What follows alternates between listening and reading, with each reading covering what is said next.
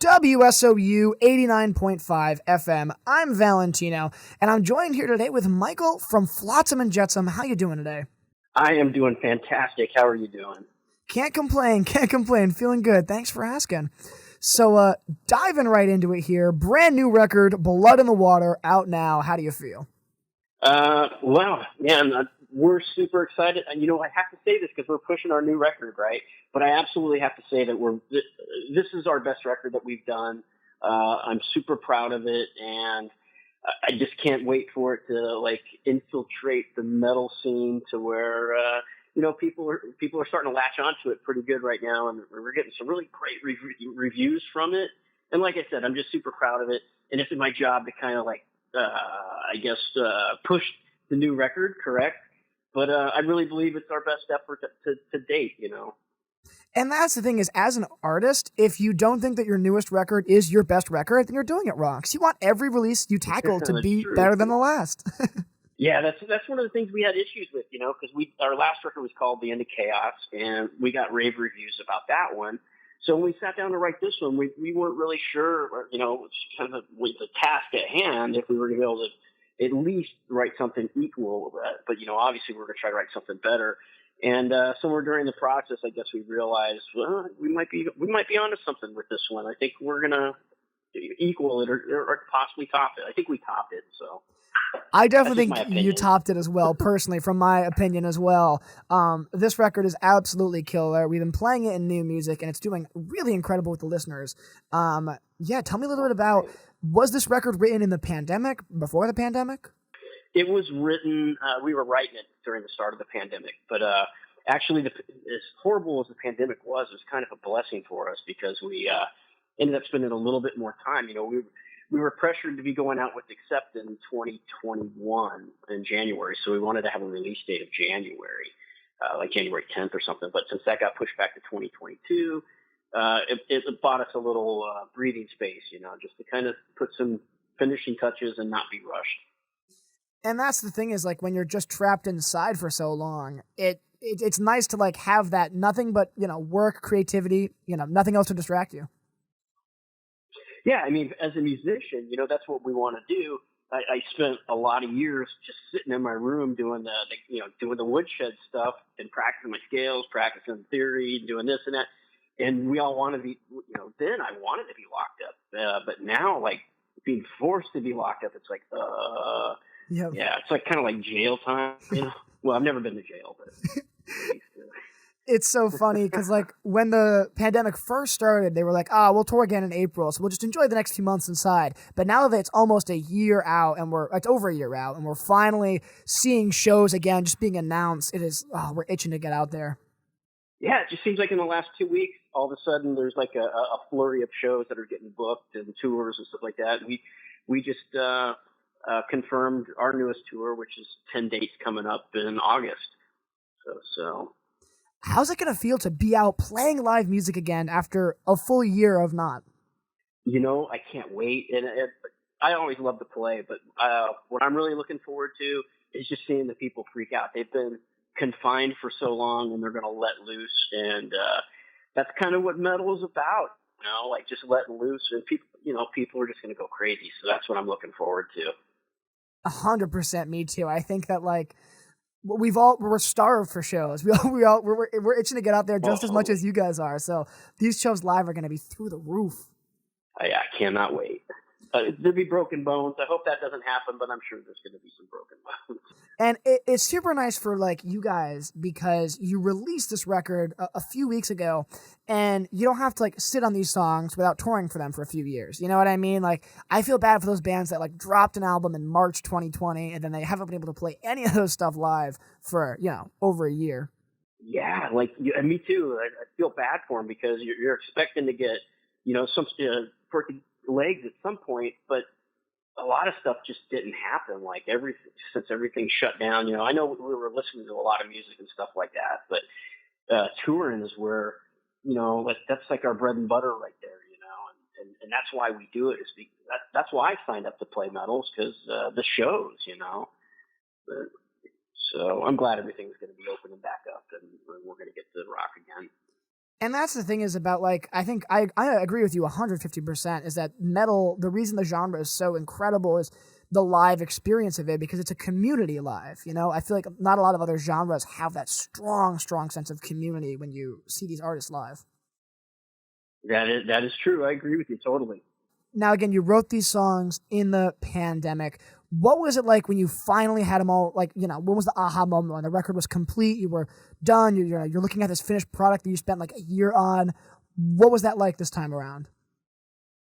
Oh, so it's kind of cool when we do all our stuff in our home recording studios. You know, we've all got studios, so we just send all these files back and forth to each other. And then, a very common problem with bands is, you got four or five guys that cannot agree on a mix.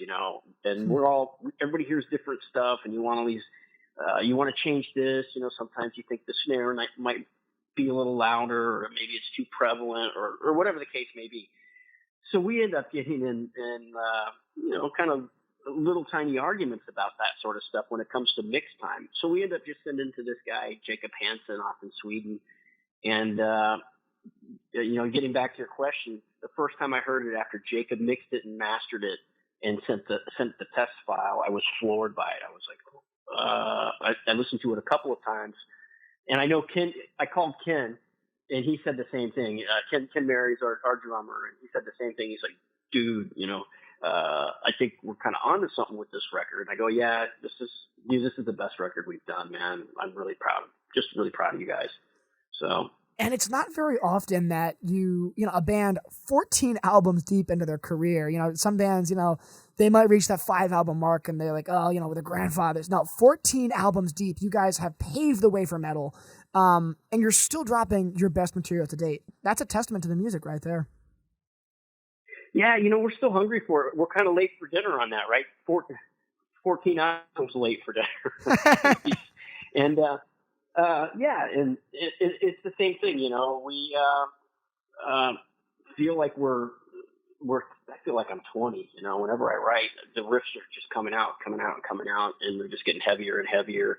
And like our singer, Eric AK, I don't know what's in the water where that dude lives, but he gets better and better. He's getting older, but his voice is just, oh man, it's incredible.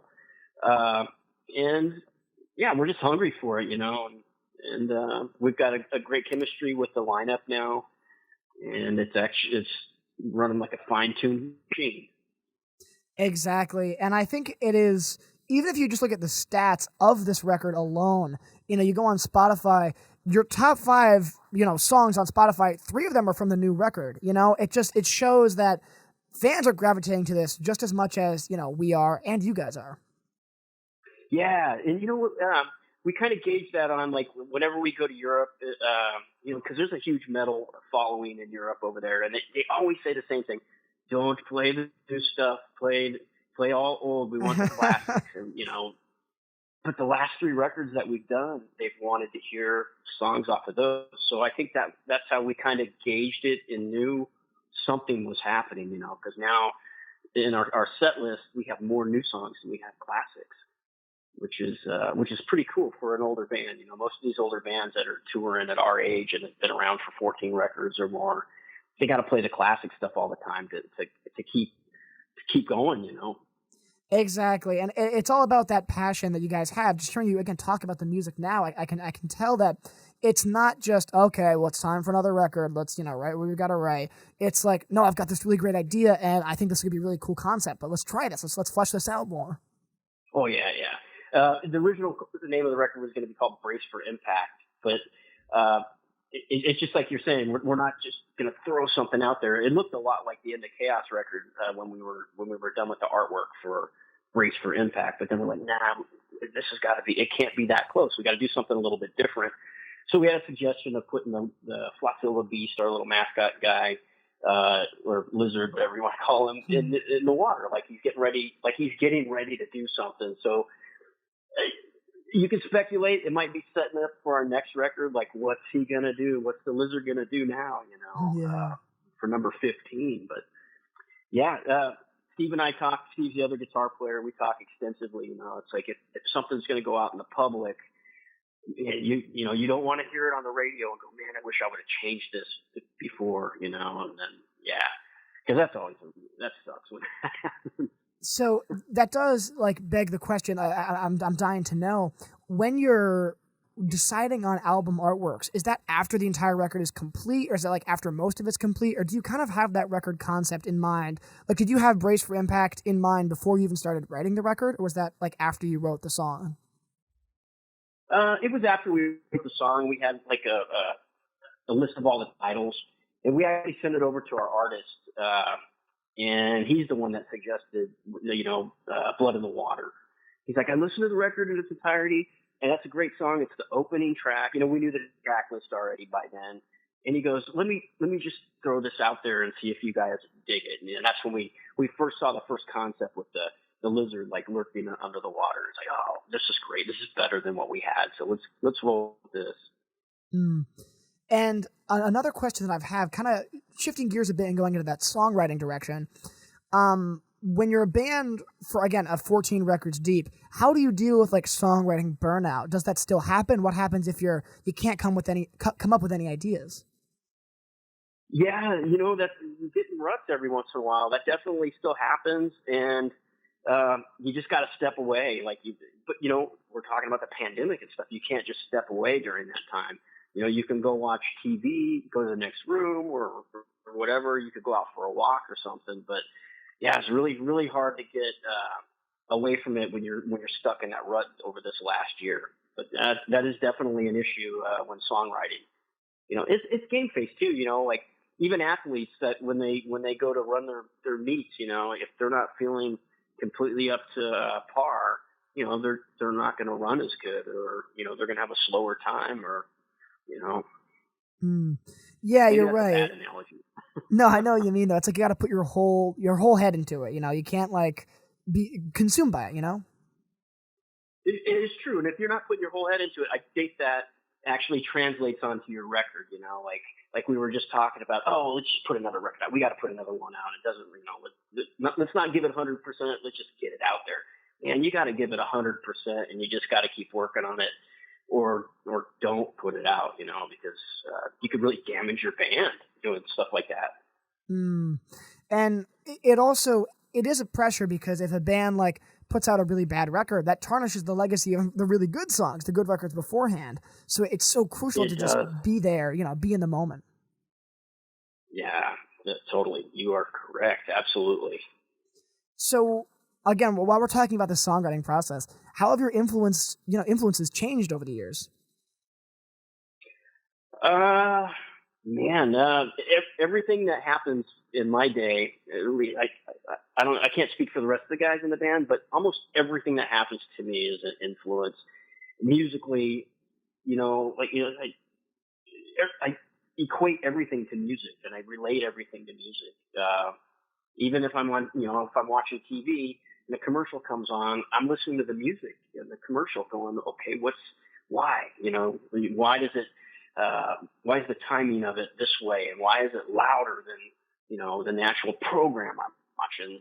And just learning stuff like that. And then also the musicianship of people, I'm still learning. I'm still a student, and I'm really just taken back on how great of guitar players there are out there right now. There's some really, really good guitar players playing.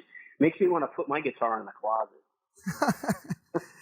And like, that's so cool that like, even when you guys have defined yourself as a metal band repeatedly over and over again, you're still finding new things, new artists that like inspire you. Oh yeah. Every day. So while we're talking about like new music you're listening to, I know this is kind of a tough question, but what do you think is going to be your favorite record of 2021 so far? There's been a lot of really good releases this year. Right now, I'm hooked on Gojira. I love their new record. I love the whole vibe of that band, and I tend to do that too. When I lock onto a band, I'll just keep listening for weeks, and until I just run it into the ground. But yeah, Gojira. That's what I'm listening to right now. That new Gojira record is incredible. I do have to agree with you 100% on there. Yeah, start to finish, phenomenal album. But yeah, no, shifting gears again, going back into the brand new album. Yeah, this is super, super exciting. Live shows are going to be coming back. How is it going to be? So you've been in the room with the guys since the record was released, right? Or like, I know because you were sending emails back and forth about ideas and stuff. When, have you guys like rehearsed yet together?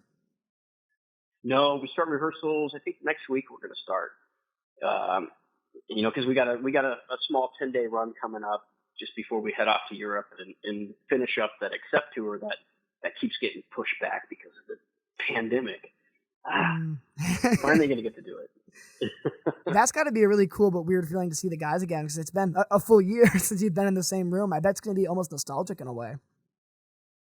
Yeah, I see Steve every once in a while. He'll come over and have beers with me every once in a while, and we talk about stuff, talk about guitars and stuff like that. But yeah, there's a couple of the guys. It's been a while since I've seen them. No, exactly. Well, again, a question that I have more geared towards the specific like track listing of the new record. We added Reaggression into new music, playing really, really frequently, and it's been doing like really incredible. Like a very, very good song in our new music. So any insight into recording that, writing that, any kind of advice you have for that song, we'd definitely love to hear it. That is my favorite track on the record, and I love it because it's like a freight train. It starts up, and I don't even know what that means. Like the reaggression.